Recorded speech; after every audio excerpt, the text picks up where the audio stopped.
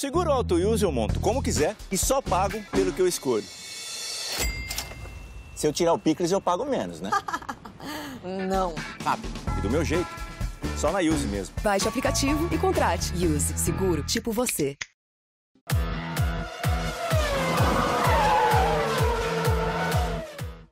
Fala aí, pessoal, bom dia, GP às 10, tudo bem? Tem Grande Prêmio da França nesse fim de semana, né? Vocês estão vendo este vídeo provavelmente já com os treinos em andamento, ou talvez já tenham sido realizados em Paul Ricard. Então, como sempre, final de semana de Grande Prêmio, quando os treinos acontecem durante o dia, vamos falar um pouquinho de outros assuntos, mas sempre com alguma relação à corrida em si. Hoje eu vou falar um pouco de jornalismo, vocês vão entender já já. Liga!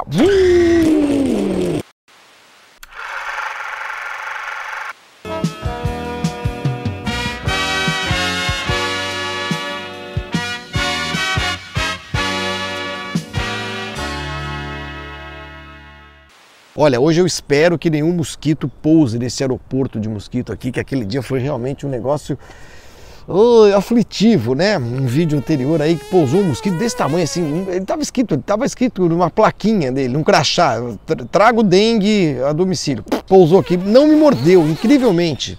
Também não sei se era mosquito da dengue, mas tá tendo um surto de dengue no país, hein? Tomem cuidado, tá? Passem repelente, essa coisa toda. Não façam como eu, que não passo repelente, não tenho, não esqueço de comprar, meleca, enfim, eu tento evitar os lugares com muitos mosquitos. Mas para fazer esse vídeo aqui da minha pracinha particular, eu tenho de enfrentar esses terríveis animais. Essa camiseta tá furada, né? Vocês vão falar, nossa, tá furada, você tá pobre, hein? Tô. Pobre eu tô. Mas esse furo, vários furos, aqui ó, sei lá, isso é moda, vocês não entendem nada de moda, essa camiseta pertence a Naene, a minha namorada, que é cheia de usar essas roupas furadas, rasgadas, e eu sou cheio de usar as roupas dela. Bom, Grande Prêmio da França, né? Eu vou contar uma historinha de 2005 para vocês, que tem a ver com a França, um pouquinho e muito mais a ver com a Inglaterra, mas eu acho que é uma história bacana sobre jornalismo, sobre jornalistas e sobre como devem se comportar jornalistas. Eu estou dizendo isso porque eu vi um vídeo ontem, um programa na Rádio Bandeirantes. Eu não ouço mais a Rádio Bandeirantes antiga, a Rádio Bandeirantes AM, hoje tá no FM também, né? Mas não é a Band News, tá? A Rádio Bandeirantes, onde eu trabalhei durante algum tempo e tal. E eu não conhecia esse programa, que chama-se 90 Minutos. Um dos jornalistas que participam desse programa chama-se Luiz Megali, eu conheço. E havia outros dois, um garoto muito novo, não sei o nome, e um outro tal de Caio, que pelo que me informaram veio da Jovem Pan. E os programas de rádio hoje, a maioria deles, ou muitos deles, tem transmissão também pela internet com vídeo e tal, então deu para ver a cara do sujeito. E eles estavam entrevistando o Glenn Greenwald, que hoje tem a incumbência de salvar o Brasil desta barbárie, né? De barbárie que atende pelo nome de ministro da Justiça. Estavam entrevistando o Glenn, que faz um trabalho jornalístico excepcional, não precisa nem dizer, se vocês não estão acompanhando devidamente, porque a TV Globo não mostra o que deveria mostrar, não dá devido peso para esse assunto. Enfim, eu só posso lamentar por quem não está acompanhando o que está acontecendo direito, com a devida atenção, porque vivemos um período de exceção no Brasil e todo esse processo da Lava Jato, conduzido pelo então juiz Sérgio Moro, é um festival de aberrações jurídicas, etc, etc, etc.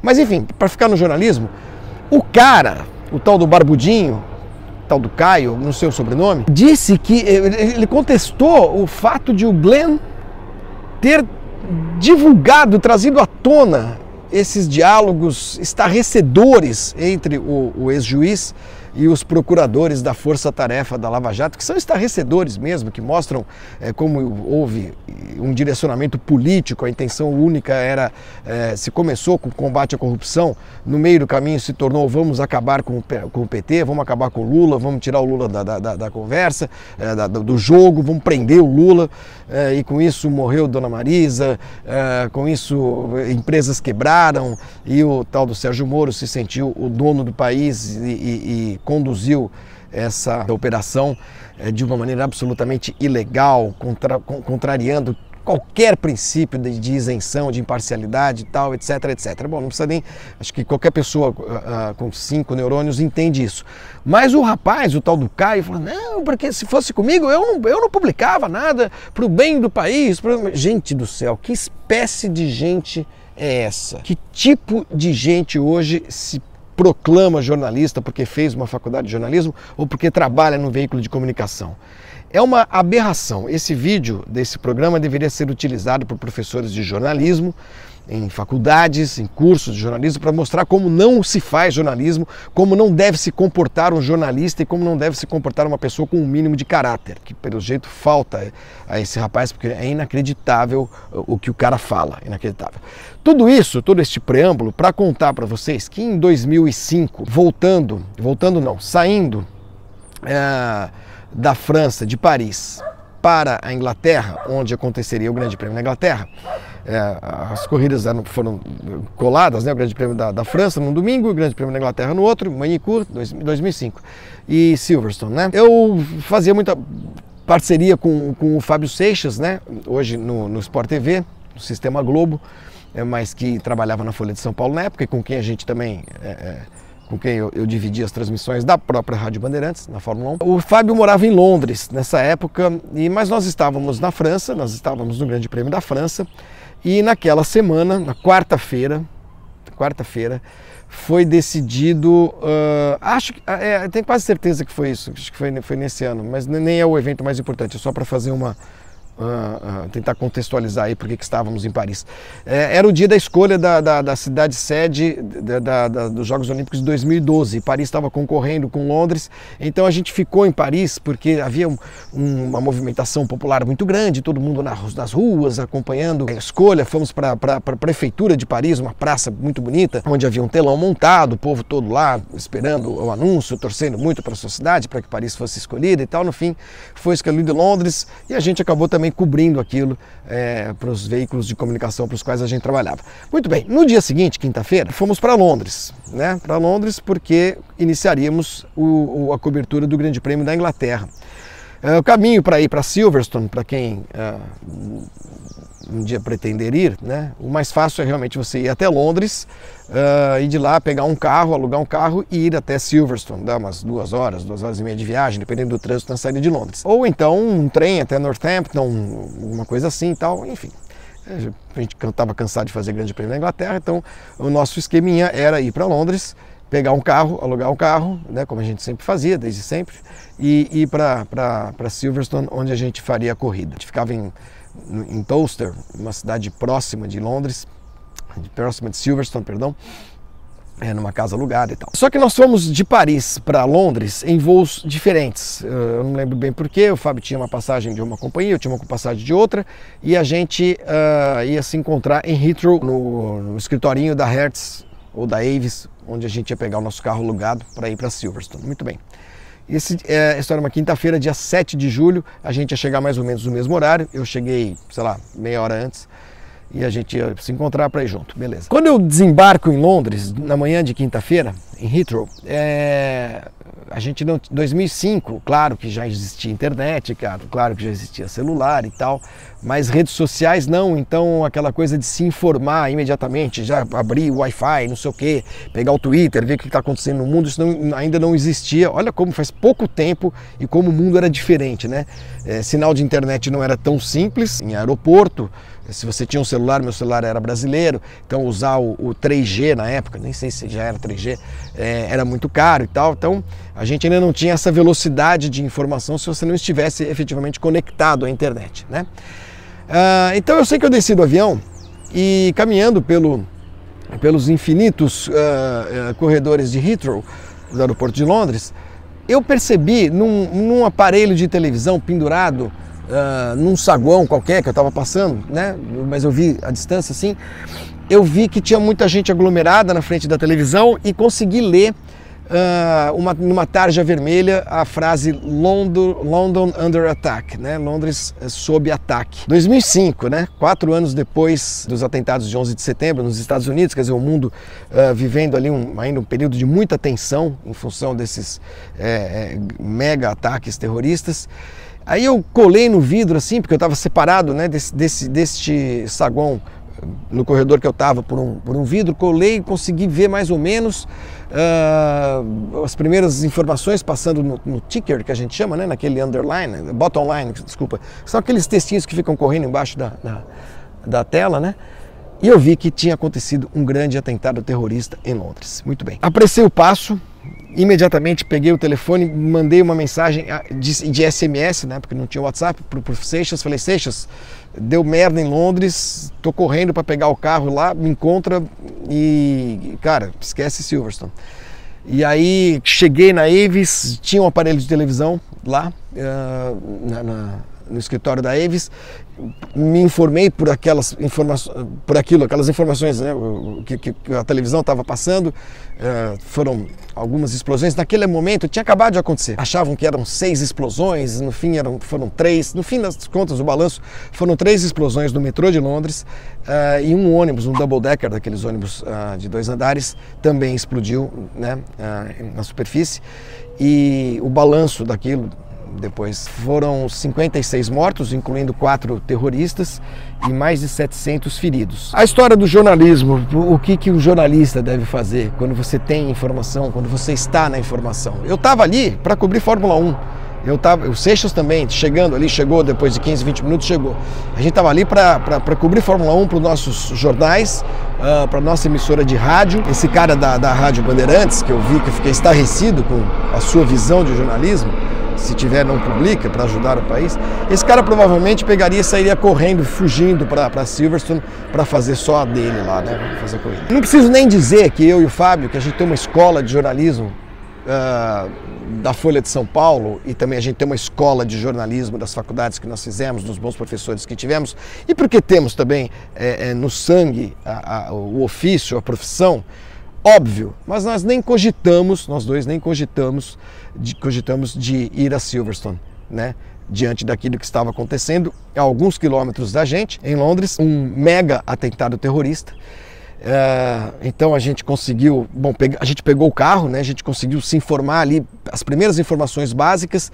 Imediatamente entramos no ar na Rádio Bandeirantes, porque afinal de contas a rádio não tinha ninguém lá, óbvio, nós dois estávamos lá para fazer Fórmula 1, mas estávamos em Londres. Fomos para lá, o Seixas morava em Londres, a gente foi até o apartamento dele, e a cidade sitiada, ainda sem entender direito o que estava acontecendo, as entradas da cidade começando algumas a ser fechadas, o centro de Londres também começou a ser bloqueado e tal, mas o Fábio, por morar lá, já conhecia bastante ali os caminhos, os atalhos, e eu sei que a gente passou aquele 7 de julho de 2005 na porta, para nos dizer, dentro da estação de metrô onde tinha acontecido uma das explosões, acho que era King's Cross, mas assim, a poucos metros das barreiras de polícia, enfim, ouvindo rádio. O rádio nessa hora é muito importante, as emissoras de Londres, as informações na televisão, o Fábio conversando com as pessoas que ele conhecia lá na Inglaterra também, porque estava morando lá e tudo, ele foi para lá para estudar, e a gente tinha já um panorama no local, né, com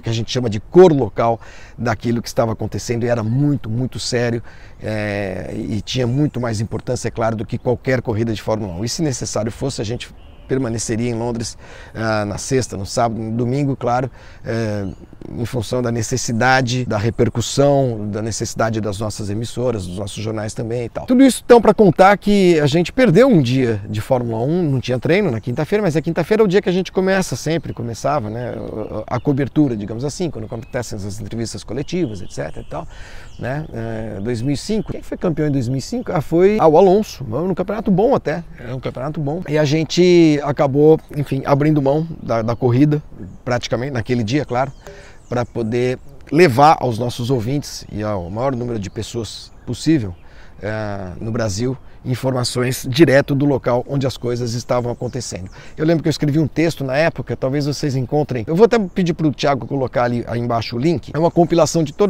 quase todas as minhas colunas para jornais pós-Folha de São Paulo. Então num blog, um blog que é praticamente congelado, uma amiga minha, Gisele, ela foi atrás de todos os textos e botou nesse blog, Colunas Warm-Up, se vocês quiserem procurar direto no Google, Colunas Warm-Up, vai aparecer, se não clique aí embaixo no link, e lá esse texto deve estar lá, né, de 2005, que eu lembro que o que mais, além de, claro, depois de passado o choque pela tragédia, pelas mortes, pelos feridos e tudo, nos chocou muito, a mim e o Seixas, o fato de que Londres parou, né? Foi de manhã, sei lá, meio-dia, todas as empresas ali no centro de Londres, onde a gente estava e onde as coisas aconteceram, dispensaram os seus funcionários, as pessoas, para as pessoas irem embora, muitas pessoas indo a pé para suas casas, porque o metrô parou de funcionar, os trens, os ônibus, tudo. No coração financeiro de Londres, a gente observou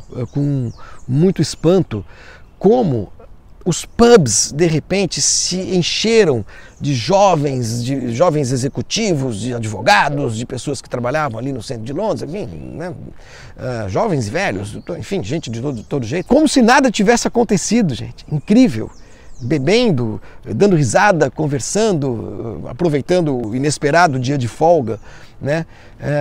E isso me chamou muito a atenção, a falta de humanidade até, ou a indiferença, ou a maneira como os ingleses lidaram com aquela situação dramática, terrível, trágica, num dia em que muitas pessoas acabaram considerando apenas um meio feriado, né? Apesar de toda a desgraça que estava acontecendo no subsolo, né, da cidade, dezenas de mortos, dezenas de pessoas, centenas de feridos, e lá em cima, vamos beber cerveja, aproveitar, que já que não estamos trabalhando mesmo e não tem nem transporte para voltar para casa, vamos aproveitar e vamos encher a cara. Uma historinha de jornalismo, de como acho, pelo menos eu, que um jornalista deve se comportar. Eu passei por essa situação, essas situações de largar a Fórmula 1 por uma outra cobertura mais de uma vez, em função de episódios próximos que ocorreram perto de mim, né? Essa foi a mais importante, sem dúvida, mas aconteceu uma vez, eu estava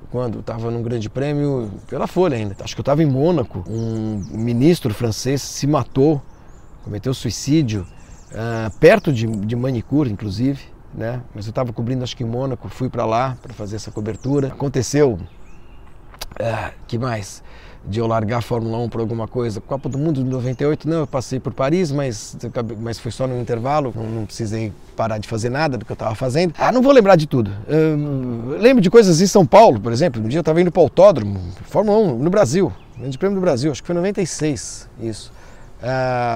Passando embaixo da Moreira Guimarães, né, 23 de maio, e cai um carro de cima da avenida, despenca, na minha frente, o cara...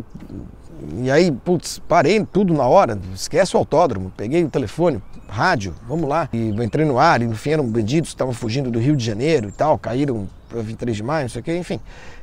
Se as coisas acontecem, você cobre. Um dia desses eu conto, me cobrem, se vocês quiserem. Se eu já não contei, não sei se eu já contei isso para vocês, a cobertura que eu fiz da qual eu participei, não que eu fiz, mas da qual eu participei, do acidente do Fokker da TAM, em Congonhas, em 90 e... como eu tô velho, acho que foi 96 também, né? Enfim, o jornalista está em campo, tem as coisas, tem informação, publica, divulga, né? O interesse público é sempre aquilo que deve conduzir o seu trabalho. Nada além disso, nada além disso. Boa corrida, bom fim de semana para vocês, que seja um ótimo Grande Prêmio da França. Temos também o EPRI da Suíça, né, em Berna, que a gente transmite no Fox Sports neste sábado a partir do meio-dia e meia. Bom fim de semana de velocidade, sem dúvida, para aqueles que gostam das coisas das quatro rodas, tá bom? Nenhum mosquito, né? O aeroporto tá vazio, sem tráfego aéreo hoje. Bom fim de semana para todos, segunda-feira a gente tá de volta e que seja uma grande corrida, sejam grandes corridas, tanto a da Suíça, na Fórmula E, quanto a da Fórmula 1 nesse fim de semana em Paul Ricard. Tchau, gente, valeu!